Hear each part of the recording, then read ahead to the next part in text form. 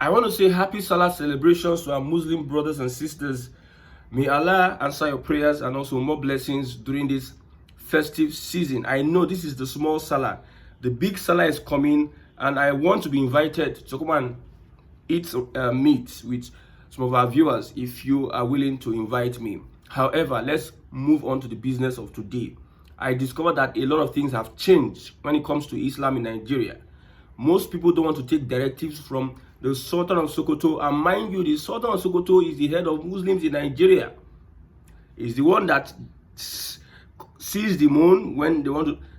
The fasting starting, the Sultan of Sokoto will call that fast. Now, towards the end, he is also going to sight the moon and say, tomorrow is celebration, we are ending the fast. But particularly this year, it took a different turn. Most Yoruba Muslims do not want to take directives from the Sultan of Sokoto. Instead, they are saying, we'll look towards Saudi Arabia, because Saudi Arabia is where Islam came from. So if Saudi Arabia makes a call, we as Yoruba Muslims will make that call. Islam came into Yoruba land before northern Nigeria. And however, politically, they feel that the Fulani is taking advantage of that position as the Sultan, as the head of Muslims, to push their agenda towards southwest Nigeria. That is the belief. That is why you see all this rebellion here and there. Okay? When you look at reactions, you understand the let me read it. Somebody says, na Sultan of Northerners, no be Sultan of Southerners. Na Sultan of Northerners, no be Sultan of Southerners. If we pray tomorrow, make he come arrest us. Saudi don't talk. This is from Adedeji, the Southwest Muslim. So don't think I'm just trying to make things up. We are looking at Fulani using Islam as a disguise, the way they used it against the Hausas. The other time they tried bringing in Sharia into the Southwest told them, please, we don't want Sharia, but yet they want to play politics. And looking at history, the Fulani had fought wars with these Southwesterners, the Yoruba people. Why?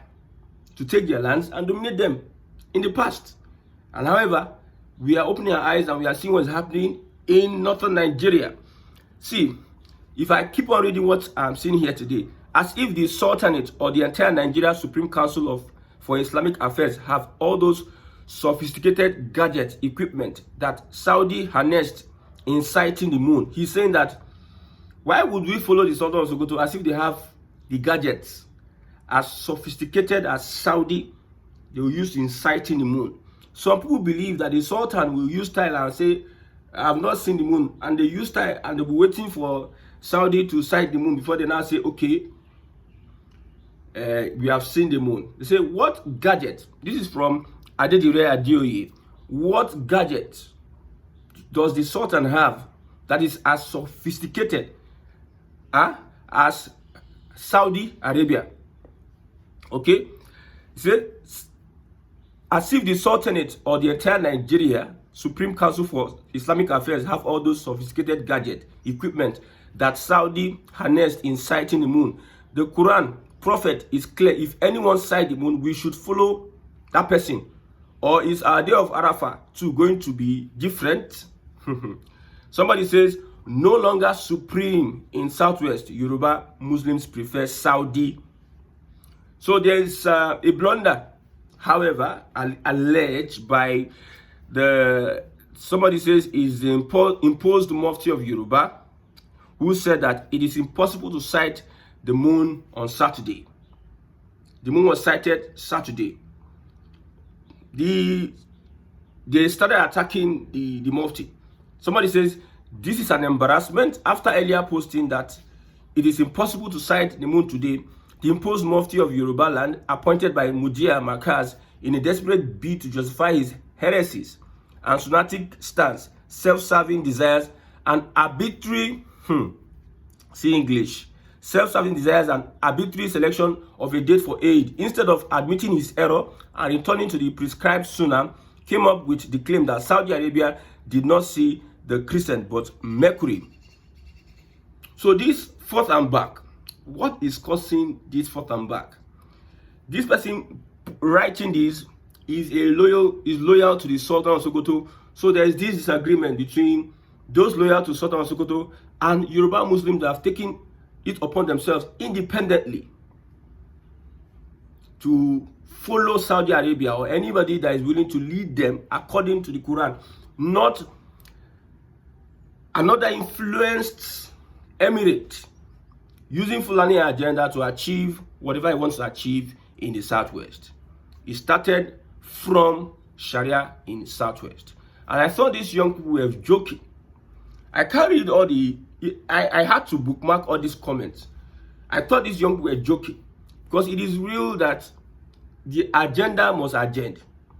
People had used a lot, people had used a religion, people had used a lot of things, technology, to take over people's heritage, culture, and their lands. And the Fulani are no exemption. Just look at the killings in Ondo State. 20 farmers were killed. In Ondo State, 20 farmers were killed. The Sultanate and everybody did not say anything about it. Did not speak up about it. Did not speak up. Responsibility, they don't take. They don't speak up for there are people that are being killed in Southwest Nigeria. But look at what happened in Edo State, which I condemn. Everybody is speaking up. So there is so many things that we need to come to understand when it comes to Islam in Nigeria. But me, I understand that the Yorubas first contacted Islam. If the Sultan of Sokoto can allow Yoruba people, if they can allow Yoruba people, not the Sultan of Sokoto, if they can allow Yoruba people to head that NSIA, let Yorubas or let other tribes, because the Fulani have been heading that for 50 years. I know, 2 for oppression, 2 for control. Number 1, government. Number 2, religion. You can see how people are being controlled by religion. During the last election, the clerics will just come out and say, this is where we are going. Everybody follow, irrespective of your views, irrespective of your discoveries or research, whether you are correct or not, whether the person making that command just did it out of myopic. Maybe he just did it because of sentiment. Let's vote this person. Religion is a tool for control. So the Fulani wants to take over the religion, wants to be in charge of religion so that they can use it to push their agenda here, not there. A lot of things happening. Things are happening. Northerners are going around the forest, the bushes of southern Nigeria, and it's getting worse and worse by the day. That's why I get angry when the whole Northerners came out and start speaking on the 16 Northerners that were killed. Some were saying that if they don't bring those people to justice, we'll carry out. They are threatening the force, police force, the security agencies, that if you don't, so they determine what is justice. They are the ones that will determine what is justice. So if the police, if they have good lawyers, like they brought good lawyers for the killers of Deborah, if these guys have good lawyers and the lawyers help them out and they are not punished like that, so they will take justice into their hands. They will take laws into their hands. That's what these Northerners are telling us. But killings upon killings, our killings especially, farmer killing or no farmer killing, after 20, another 8. We didn't hear any opera. And these are the people that want to lead the Muslim community in Nigeria. So many politics, even amongst the clerics in Yoruba land. You see, look at somebody that is attacking the Mufti of Yoruba land, who is appointed by Moji Makaz, saying that you made a wrong prediction. You are trying to arbitrary selection, anti-Sunnatic stance, self-serving desires, heresies. Look at the attack on the Mufti of Yoruba land. But I trust the youth of today. Our eyes have opened. Nobody is going to bamboozle us. All these old people you see, they are the reasons this country has never been better in the first place.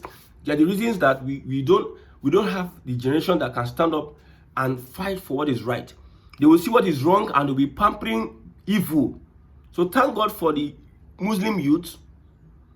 Yes, thank God for the Muslim youth that have stood up and they are taking laws they are taking their destinies into their hands. Saudi Arabia is the ultimate. I'm not a Muslim. If I'm wrong, I start to be corrected. Somebody is saying, somebody loyal to the Sultan of Sokoto, this is another statement. The Sultan of Sokoto is the supreme Islamic leader in Nigeria. If he declares Eid on Monday, so be it. Don't let emotions compromise your Ramadan rewards. Moon sighting in Saudi Arabia differs from Nigeria. That's another point. I don't know if it's a blunder. If you're a Muslim watching, moon sighting in Nigeria differs from Saudi Arabia. Whoever refuses to fast risk invalidating their Ramadan and forfeit its reward. Let's be guided.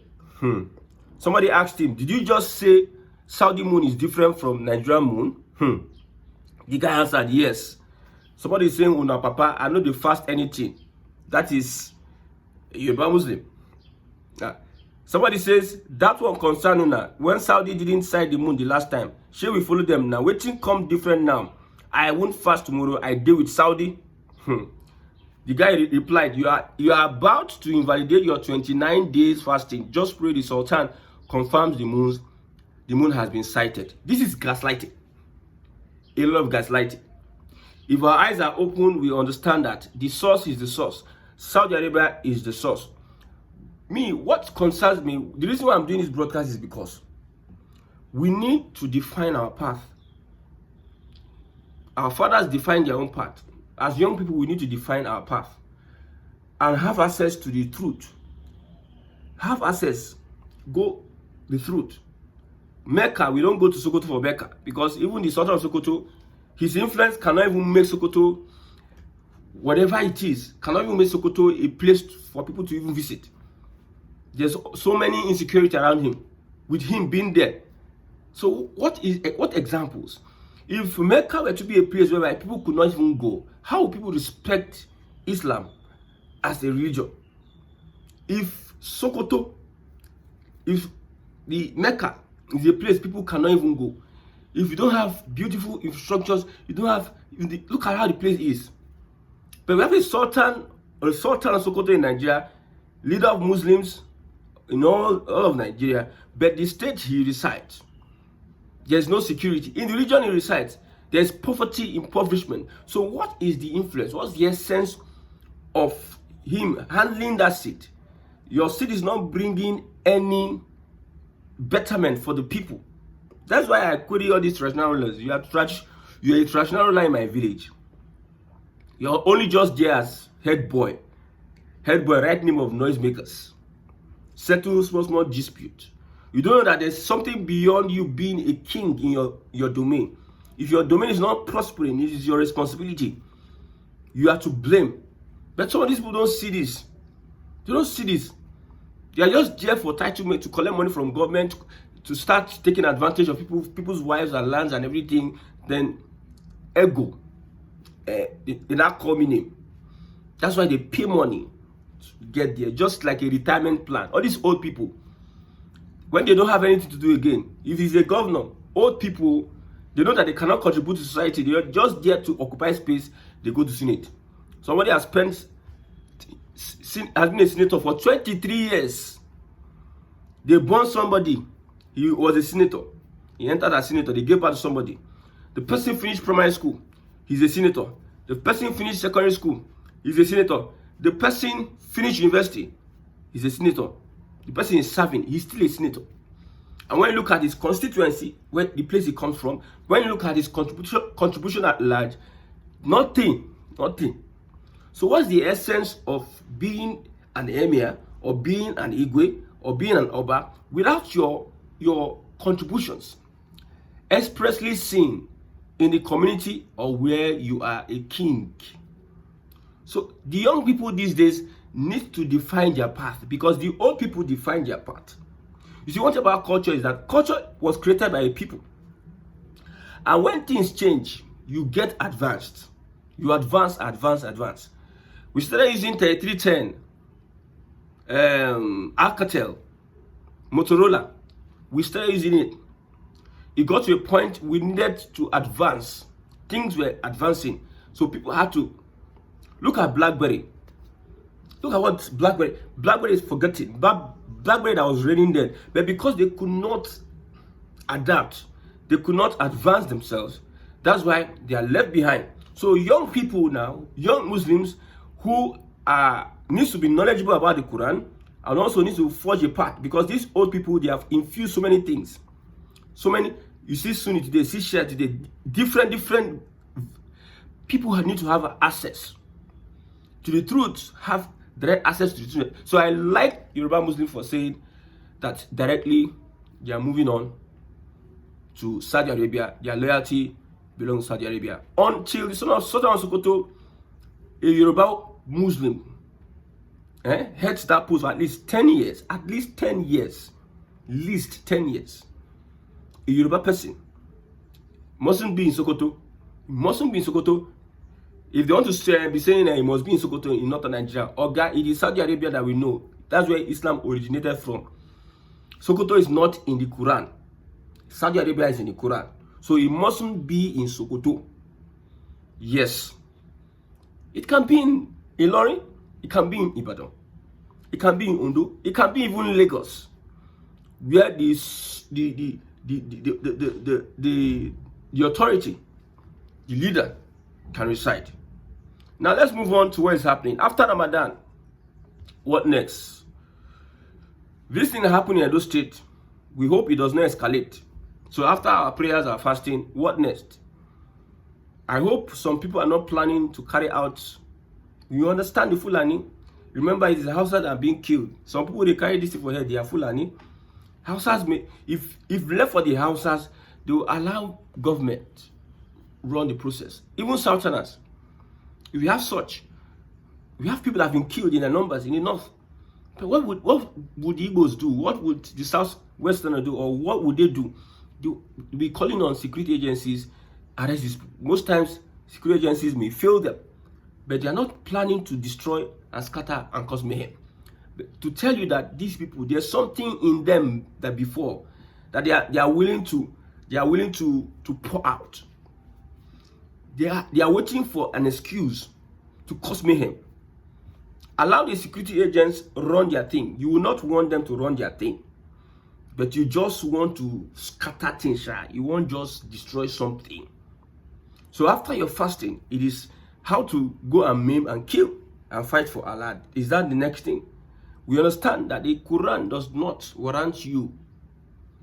It wants you to seek the right authorities and again seek peace amongst yourself, amongst human beings. Because if you are taking such actions, you are demarketing Islam as it is. You think you are not demarketing it. You are demarketing Islam. If you carry out actions, but be warned, it's just a warning.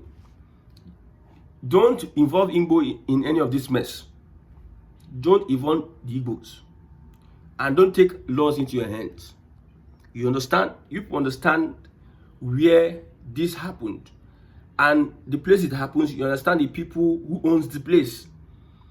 So if you are passing all those your fake messages to your people, calling it Igbo, because you know that those people, the Edo people, might not be found in large numbers in settlements around the northern part of Nigeria. The only people you can find are mostly Yorubas and Igbo. You want to vent your frustration on these Edo people, and you now want to use Igbos as scapegoats.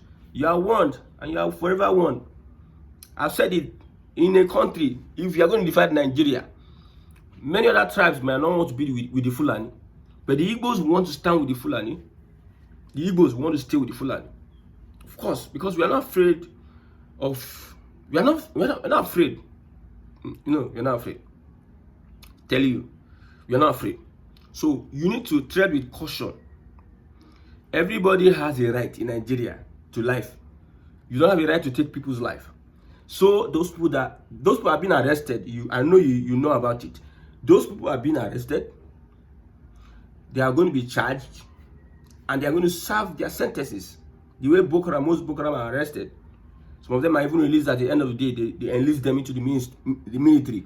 So if they follow that route, whereby they are arrested, they are pardoned and enlisted into the vigilante back, I hope you understand that that is what happens to some of those people that are being caught in the north And if you do the same thing, do not think it is injustice, because it is how it started in northern Nigeria. I hope it doesn't end like that, because two wrongs don't make right. I hope these people are dealt with.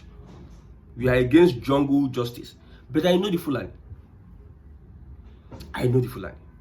The Fulani never disappoint. They never forgive. If you do something to the Fulani today, the Fulani will never forgive.